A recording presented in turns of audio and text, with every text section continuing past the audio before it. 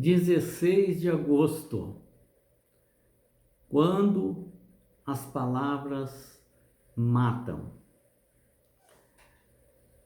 Os pecadores, aliás, os pecados da fala é um pecado que pode matar as pessoas.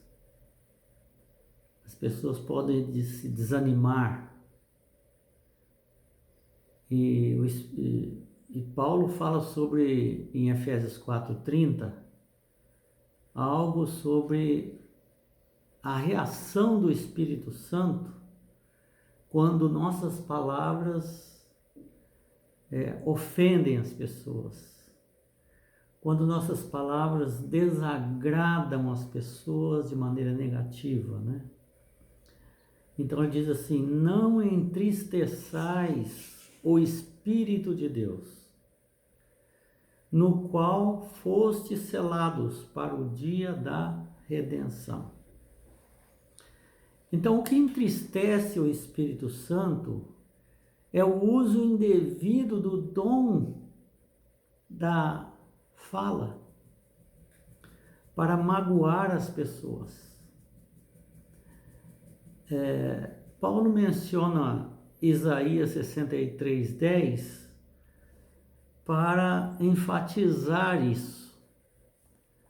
Então ele cita Isaías: mas eles foram rebeldes e contristaram o seu Espírito Santo. Por isso, ele se tornou inimigo deles. E ele, ou seja, o Espírito Santo mesmo, lutou contra eles. Quando nós entristecemos o Espírito Santo,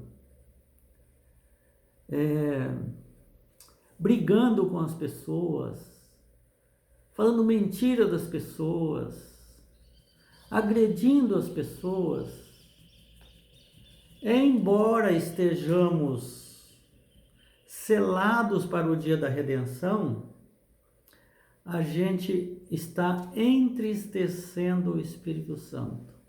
Ele sofre por nós, ele se envergonha, ele fica triste, ele chora, porque isso é algo que vai contra este próprio selo que ele selou quando a pessoa aceitou.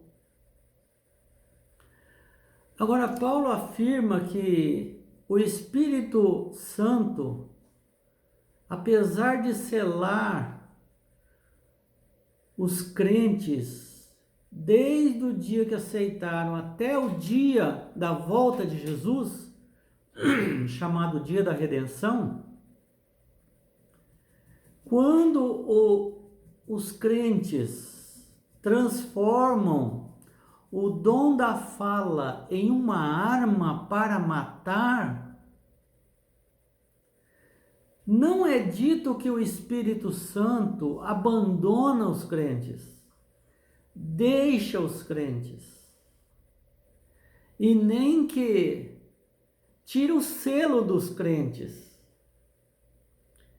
mas que ele se entristece. Eu gostaria que você entendesse que o Espírito Santo, ele não abandona os seus filhos.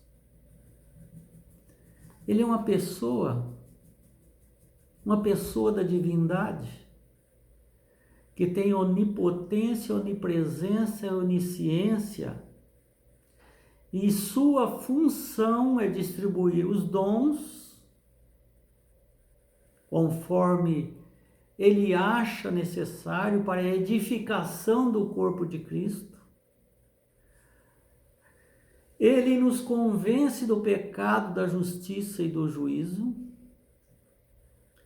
Mas às vezes a gente volta ao que era antes, aos pecados que eram antes, não porque o Espírito Santo deixou de agir, mas porque nós o deixamos de ouvir.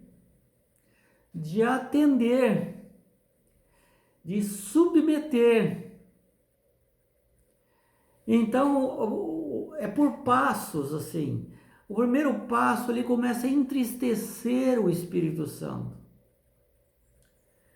Depois a gente começa a não dar mais ouvidos ao Espírito Santo.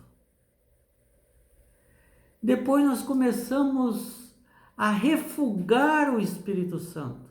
Ou seja, esconder-nos, não aceitar os seus conselhos, fechar o coração, não permitir que ele nos convença do pecado, da justiça e do juízo.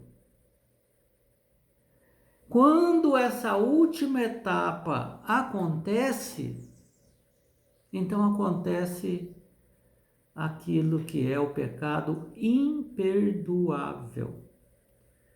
Então, quando a gente entristece, não é o pecado imperdoável.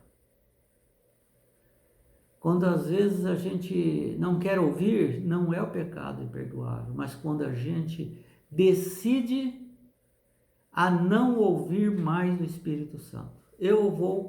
É como se a pessoa falasse assim: eu vou continuar no pecado, eu quero continuar no pecado, não vou abandonar, não vou perdoar, não vou usar de misericórdia, não vou mais crer em nada.